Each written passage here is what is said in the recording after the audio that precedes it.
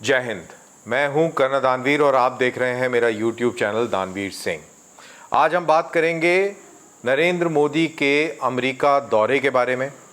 इस समय जब मैं ये रिकॉर्ड कर रहा हूं, नरेंद्र मोदी शायद हवाई जहाज़ में हैं और वो अमेरिका कुछ ही देर में पहुंचने वाले होंगे और जब तक मैं इसको अपलोड करूंगा तो वो शायद पहुंच चुके होंगे।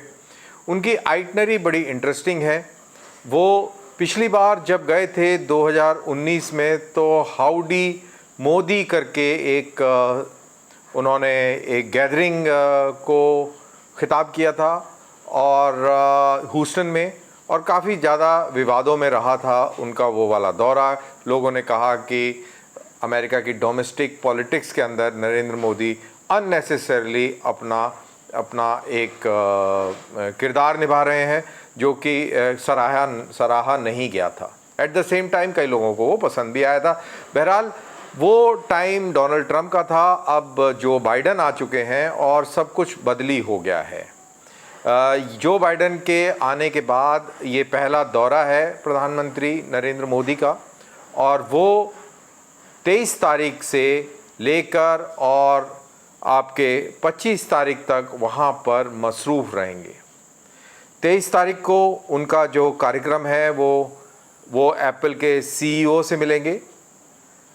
एप्पल के सीईओ, आपको पता है एप्पल मोबाइल और ये चीज़ें, लैपटॉप और ये चीज़ें जो बनाते हैं, बहुत बड़ी कंपनी है और उसके जो टिम कुक हैं वो बहुत ही पावरफुल सीईओज़ में गिने जाते हैं। उनके साथ में मुलाकात एक अलग ही अहमियत रखती है और बहरहाल वो निवेश की संभावनाओं को तलाशेंगे और एक इकॉनमी को जो बूस्ट मिला हुआ है, इकॉनमी जो अभी अपवर्ड ट्रेंड में है, उसको और बूस्ट देने की कवायद एक तरीके से कही जा सकती है। और उसी दिन जो बाइडन एक वाइट हाउस के अंदर डिनर का आयोजन करेंगे, बहुत भव्य डिनर होगा और वहाँ पर वाइस प्रेसिडेंट कमला हैरिस भी उनके साथ उनकी मुलाकात होगी।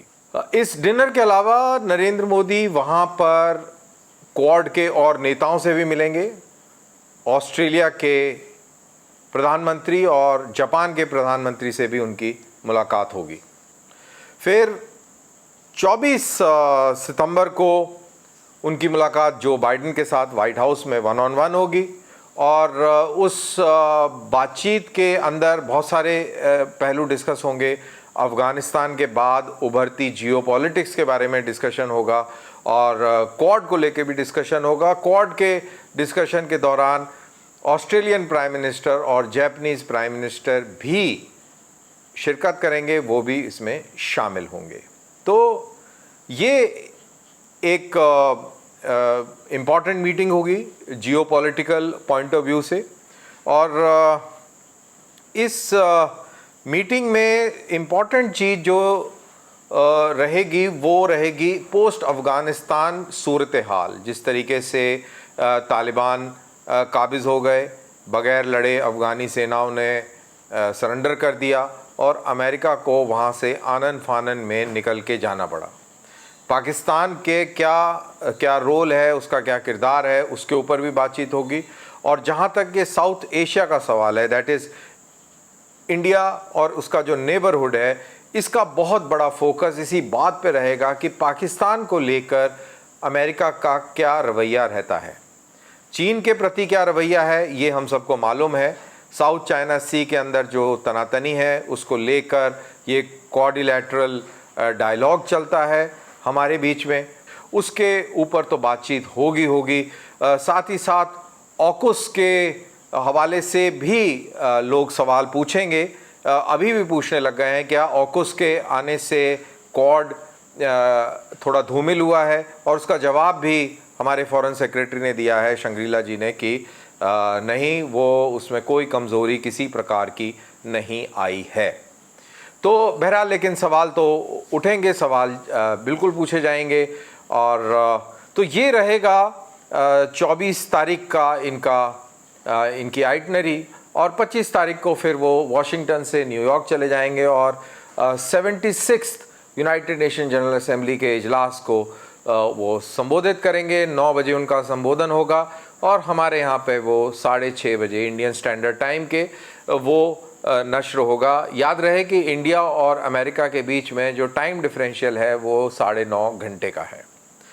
तो सबसे महत्वपूर्ण, जैसा मैंने आपको बताया, साउथ एशिया की जियोपॉलिटिक्स को लेकर होगा, जिसके अंदर साउथ चाइना सी का एक इम्पॉर्टेंट पहलू है। चाइना को कैसे कंट्रोल किया जाए, ये उसका मोटा मोटी उसका ये एक्सरसाइज रहेगी। और उधर अफ़गानिस्तान के सूरत हाल, पाकिस्तान का रोल और पाकिस्तान को कैसे कंट्रोल में किया जाए, क्योंकि अगर आप पाकिस्तान को कंट्रोल कर लेंगे तो अफ़गानिस्तान के ऊपर भी आप इफ़ेक्ट डाल सकते हैं। तो ये रहेगी पूरी तरह कहानी। और दिलचस्प बात यह है कि पाकिस्तान के अंदर इस समय बहुत मिर्ची लगी हुई है। उनके जो प्रधानमंत्री हैं इमरान खान, वो virtually United Nations general assembly को एड्रेस करेंगे, और वर्चुअली तो आपको पता है वर्चुअली ही होता है। और वो कहते हैं कि वो इसलिए नहीं गए अमेरिका कि अमेरिका जाते तो इंडिया के प्राइम मिनिस्टर को इतनी ज़्यादा वैल्यू मिल रही है और उनके प्राइम मिनिस्टर को कोई वैल्यू नहीं मिलेगी, तो इस वजह से, इसके डर से वो वहाँ नहीं जा रहे हैं।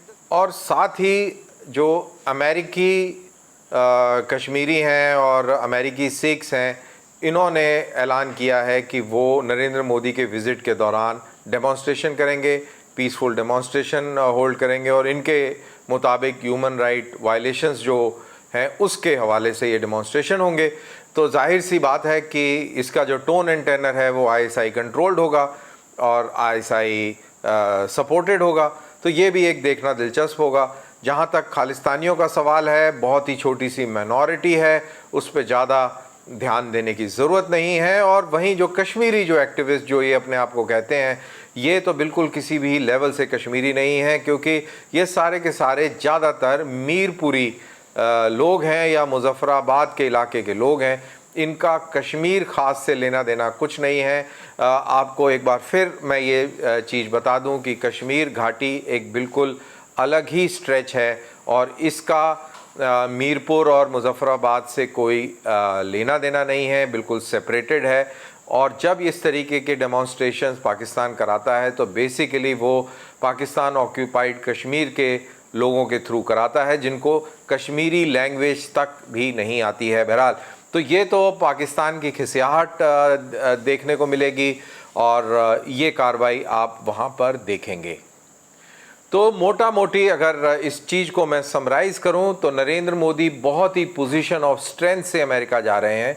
इस समय वो एक बहुत पावरफुल ताकतवर नेता के तौर पर अमेरिकी धरती पर उतरेंगे। ये बिल्कुल साफ वाज़े हो जाता है कि प्रधानमंत्री मोदी को जिस तरीके की इम्पोर्टेंस मिल रही है, जैसे 1-on-1 मीटिंग जो बाइडेन के साथ होगी और उस मीटिंग के बाद जब क्वाड की बातचीत शुरू होगी तब अमेरिकी प्राइम मिनिस्टर उनको ज्वाइन करेंगे और जापानीज़ प्राइम मिनिस्टर उनको ज्वाइन करेंगे। मोदी सेंट्रिक या इंडिया सेंट्रिक ये पूरी जियोपॉलिटिकल कॉन्वर्सेशन होगा।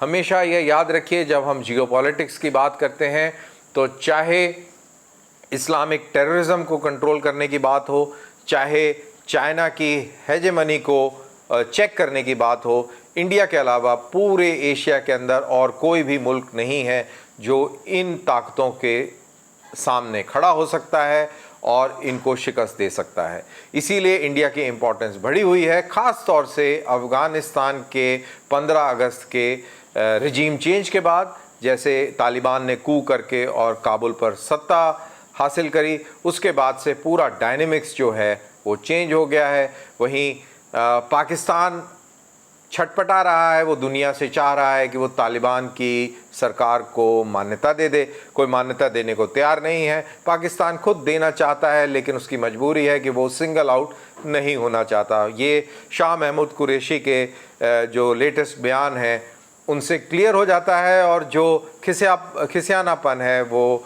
पाकिस्तानी मिनिस्टर शेख रशीद के भी बयान से वाज़े हो जाता है, क्लियर हो जाता है, जिसके अंदर ये कहते हैं कि इंडिया का जो दिमाग है वो अभी काफ़ी ऊपर चढ़ा हुआ है और उसको अपने हिंदू एंसेस्ट्री पर और इन सब चीज़ों पर फजूल की बातें करके और वो अपना खिसियानापन जो है वो जाहिर कर रहे हैं। तो बहरहाल आज की टॉक में इतना ही। जैसे जैसे नरेंद्र मोदी की विज़िट चलती रहेगी और चीज़ें हमारे सामने आती रहेंगी, हम आपके साथ में उसका विश्लेषण करके पेश करते रहेंगे। और मेरा प्रयास यही रहता है कि जितना सिंपल तरीके से उसको पेश किया जा सके, जिससे कि वो किताबी बात ना लगे, आसानी से समझ आ जाए, यही मेरा प्रयास रहता है। उम्मीद है कि ये जो मैंने छोटा सा ब्रीफ दिया about Narendra Modi's visit to America, ये आपको बखूबी समझ भी आया होगा, पसंद भी आया होगा। इसको प्लीज़ शेयर कीजिए, लाइक कीजिए और अगले वीडियो का इंतज़ार कीजिए। जय हिंद।